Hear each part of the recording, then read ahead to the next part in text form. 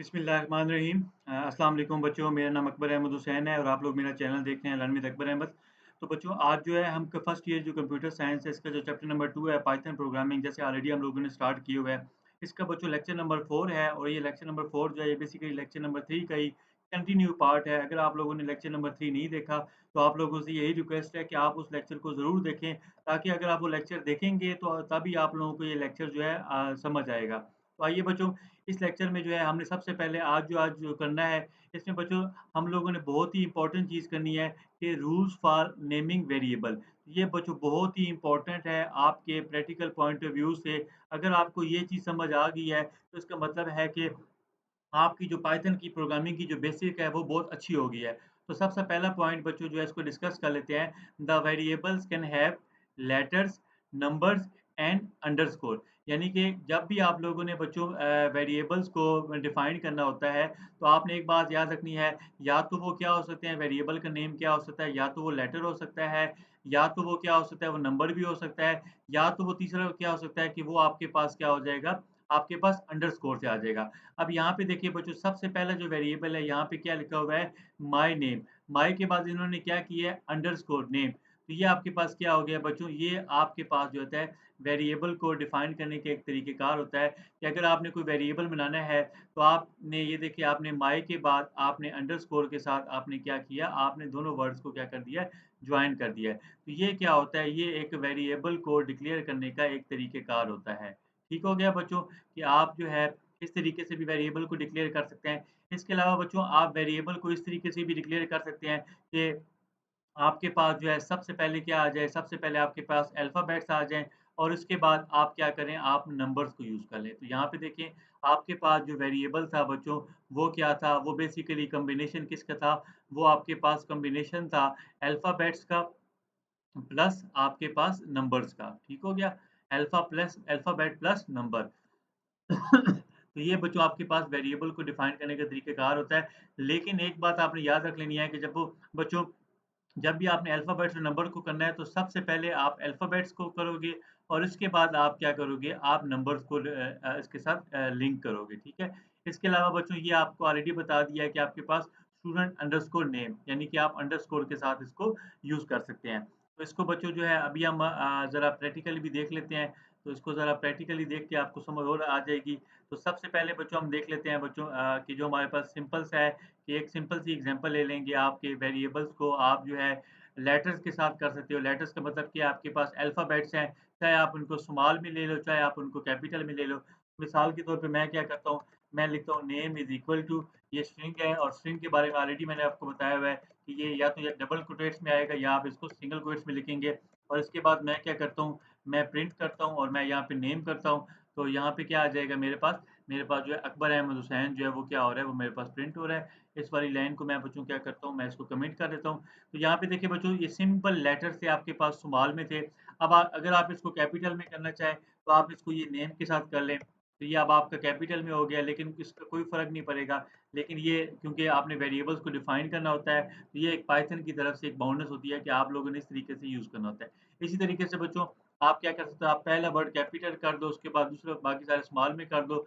ये भी जो है, ये भी एक नोटेशन होती है आपके पास कि आप इस तरीके से भी जो है वेरिएबल्स को क्या कर सकते हैं, यूज़ कर सकते हैं। ये बच्चों हो गया। इस तरीके से बच्चों आपको मैंने बताया कि ऐज के लिए, तो ऐज के लिए लेट्स सपोज़ कि मैं ऐज अपनी करता हूँ 31 और मैं इसके बाद प्रिंट कर देता हूँ और यहाँ पे मैं ऐज का लेता हूँ। तो यहाँ पे अब क्या आ जाएगा कि ये भी एक तरीक़ेकार होता है कि आपने ऐज को दिया है। अब बच्चों ये तो आपके पास स्मॉल अल्फ़ाबेट्स में था, इसके साथ अगर आपने कोई नंबर लगाना है, तो मिसाल के तौर पे मैंने यहाँ पे नंबर लगा दिया है, तो ये क्या हो जाएगा, तो ये उस तरीके से भी क्या हो जाएगा, आपका रिज़ल्ट करेगा। लेकिन एक बात याद रखनी है कि सबसे पहले आपके पास अल्फ़ाबेट्स आएँगे, इसके बाद आपका नंबर आएगा। ठीक हो गया बच्चों? इस तरीके से बच्चों मैं एक और ये कर देता हूँ कि मिसाल के तौर पे मेरा फुल नेम है, तो मैं अब फुल नेम के लिए बच्चों ये करता हूँ, फुल अंडरस्कोर नेम, और इसके लिए मैं क्या कर देता हूँ, मैं कर देता हूँ अकबर अहमद और हुसैन कर देता हूँ और इसको मैं प्रिंट कर देता हूँ। प्रिंट इज़ इक्वल टू, और इसको मैं कर लेता हूँ फुल नेम कर लेता हूँ। तो अब क्या होगा बच्चों, ये भी जो है आपका वही रिज़ल्ट आ जाएगा। लेकिन अब क्या हुआ है, मैंने 2 वर्ड्स को जो है अंडरस्कोर के साथ मैंने क्या कर दिया है, ज्वाइन किया है। यही आप जैसे कि आप लोगों को मैं बता रहा था कि देखिए फुल नेम के लिए मैंने दो वर्ड्स को आपस में जोड़ा है, तो उसके लिए मैंने अंडरस्कोर का इस्तेमाल किया है। तो ये बच्चों बेसिकली तरीक़ेकार होता है कि आप लोगों ने जब वेरिएबल्स को डिफाइन करना होता है, तो ये प्रैक्टिस आप लोगों ने अपने माइंड में रखनी होती है। अब बच्चों हम आ जाते हैं सेकंड पॉइंट पे। तो सेकंड पॉइंट जो है बच्चों ये भी बहुत ज़्यादा इंपॉर्टेंट है आपको समझने के लिए। The variable can not start with a number. तो ये बात इन्होंने क्लियर कर दिया है कि आप कभी भी वेरिएबल का नाम जो है नंबर से स्टार्ट नहीं कर सकते। मिसाल के तौर पे आपने सबसे पहले लिखा है 1 एज, तो ये आपके पास क्या हो जाएगा, ये आपके पास जो है बच्चों रॉन्ग हो जाएगा। तो आइए ज़रा बच्चों इसको ज़रा इम्प्लीमेंट करके भी देख लेते हैं, ताकि आप लोगों को जो है और ज़्यादा थोड़ी सी इसकी समझ आ जाए। तो ये देख लेते हैं। अभी बच्चों जो पहले मैंने आप लोगों को एग्जाम्पल करवाई थी, यहाँ पे आप लोगों को याद होगा मैंने सबसे पहले अल्फ़ाबेट लिखा, उसके बाद नंबर लिखा था, ठीक है।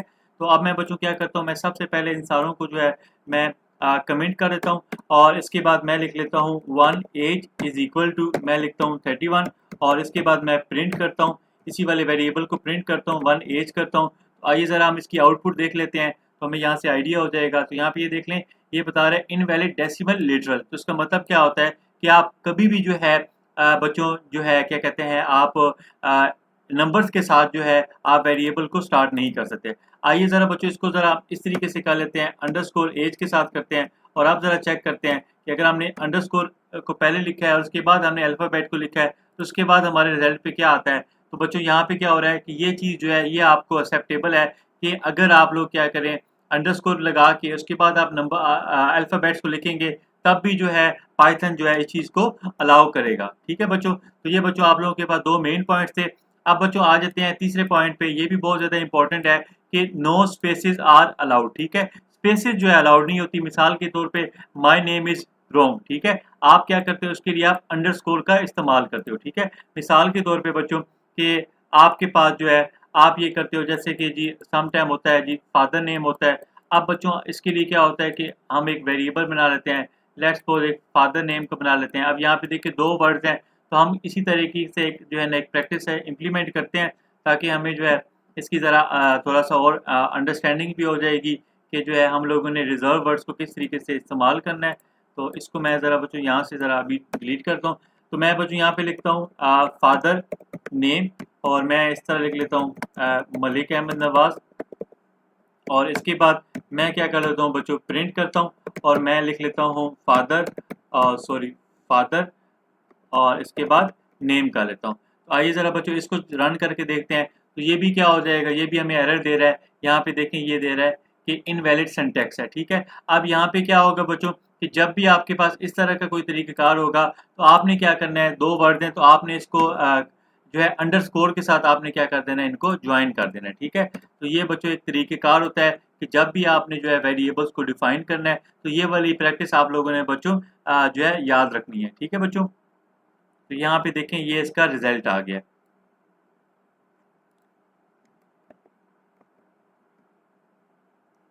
तो बच्चों अब आ जाते हैं हम अपने इसमें बहुत ही इंपॉर्टेंट पॉइंट्स पे कि रिजर्व वर्ड्स या special words that Python already use for its own purpose, ठीक है।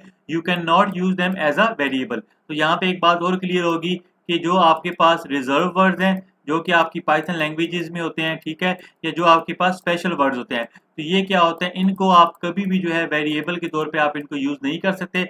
आप लोगों ने ऑलरेडी जो है 10th क्लास की जो कंप्यूटर साइंस पढ़ी थी, वहाँ पे आप लोगों ने सी में पढ़ा था कि कुछ 32 आपके पास रिजर्व वर्ड्स थे, ठीक है। वो रिजर्व वर्ड्स कौन से थे बच्चों, वो आपके पास इफ भी था, वो आपके पास बच्चों एल्स भी था, वो आपके पास फार भी था, ठीक है, वो आपके पास वाइल भी था, ठीक है, वो आपके पास क्या कहते हैं गो भी था, वो आपके पास ब्रेक भी था, ठीक है, वो आपके पास बच्चों क्या कहते हैं कंटिन्यू भी था। तो इस तरह के जो रिजर्व वर्ड होते हैं बच्चों, इनको आप कभी भी जो है वेरिएबल के तौर पे आप यूज़ नहीं कर सकते। अगर आप इनको यूज़ करोगे तो आपका जो पाइथन का इंटरप्रेटर है, वो क्या कर देगा बच्चों, वो आप लोगों को जो है क्या करेगा, वो आप लोगों को जो है एरर दे देगा, ठीक है। वो एक सिंटैक्स एरर दे देगा। वो कहेगा कि जी इस तरह के जो एरर, इस तरह के वर्ड्स के साथ आप जो है वेरिएबल्स नहीं बना सकते। मिसाल के तौर पे बच्चों यहाँ पे देखिए कि इफ जो है ये बेसिकली कीवर्ड था। आपने इफ इज इक्वल टू 5 लिखा, आपने इस इफ को एज अ वेरिएबल के तौर पे ट्रीट किया, तो यहाँ पे क्या हो गया, why is it wrong, because if is a Python keyword used for writing condition, you can not use it as a variable name. तो बच्चों इस चीज़ का आप लोगों ने स्पेशली ख्याल करना है कि कीवर्ड्स को आपने वेरिएबल नहीं। बच्चों आप लोगों के पास जो था इफ कीवर्ड था, इस तरीके से अगर आप कोई और कीवर्ड के साथ वेरिएबल बनाओगे तो वो आपका काम नहीं करेगा। मिसाल के तौर पे मैं एक कीवर्ड लिख लेता हूँ स्विच, और बल्कि मैं इसका लिख लेता हूँ फार लिख लेता हूँ, और फार के इक्वल टू मैं लिख लेता हूँ ये अकबर,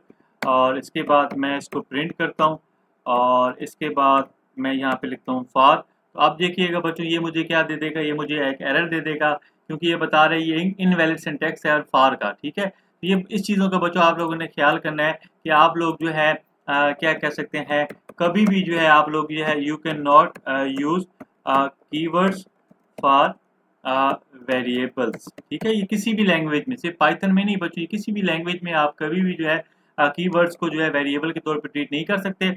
अब बच्चों आ जाते हैं ये टिडबिट्स पे, ये बहुत ही इंपॉर्टेंट है। ये आपके प्रोफेशनल, जो बंदे प्रोफेशनल प्रोग्रामर बनना चाहते हैं, या जो प्रोफेशनल जिनको प्रोग्रामिंग का शौक है, तो वो जो है इस चीज़ को जो है ज़हन में ज़रूर रखिएगा कि it is a good practice to use lower case letter and underscore to separate words in variable name.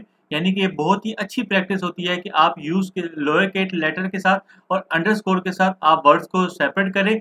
मिसाल के तौर पे आप लिख रहे हैं स्टूडेंट नेम, ठीक है, this style is known as snake case. ठीक हो गया, यानी कि पाइथन में बच्चों क्या होता है, ये आपके पास क्या होती है, ये आपके पास होती है स्नेक केस होती है। इसके अलावा बच्चों दो और भी होती है, वो आपके पास एक पास्कल होती है और एक आपके पास कैमल होती है। उनका इतना ज़रूरत नहीं है, क्योंकि जब आप बड़ी क्लासेस में जाएंगे बीएस करने, तो वहाँ पे आपको इसका और ज़्यादा अच्छी तरीके से आइडिया हो जाएगा। ठीक है, remember string in Python are always enclose in quotes either single or double. तो ये चीज़ आप लोगों ने याद रख लेनी है कि जब भी आप लोगों ने दो वर्ड्स को ज्वाइन करना है तो आपने इनको लोअर केस लेटर में लिखना है और आपने इसको हमेशा अंडरस्कोर के साथ लिखना है। तो इस तरीके से क्या हो जाएगा, ये एक अच्छी और प्रोफेशनल प्रैक्टिस होती है कोड लिखने की। ठीक है बच्चों, तो ये बच्चों ओवरऑल आज का हमारा लेक्चर था। तो उम्मीद करता हूँ कि आप लोगों को मेरे लेक्चर पसंद आया होगा। इसमें हम लोगों ने यही देखा है कि किस तरीके से जो रूल्स होते हैं, जो नेमिंग वेरिएबल में जो हम लोगों ने याद रखने होते हैं, कि जब भी हमने वेरिएबल्स बनाने हैं हम लोगों ने उनको इस चीज़ों में अपने ज़हन में रख के ही हमने वेरिएबल्स को बनाना होता है। ठीक है बच्चों, तो ये बच्चों आज का लेक्चर था। उम्मीद करता हूँ आप लोगों को मेरे लेक्चर पसंद आ रहे होंगे। अगर आप लोगों को बच्चों मेरे लेक्चर पसंद आ रहे हैं तो आप लोगों से यही रिक्वेस्ट है कि काइंडली मेरी वीडियोस को लाइक भी करें और मेरे चैनल को सब्सक्राइब भी करें। तो थैंक यू सो मच बच्चों, अपनी दुआओं में मुझे भी याद रखिएगा। Thank you so much. Allah हाफ़िज़।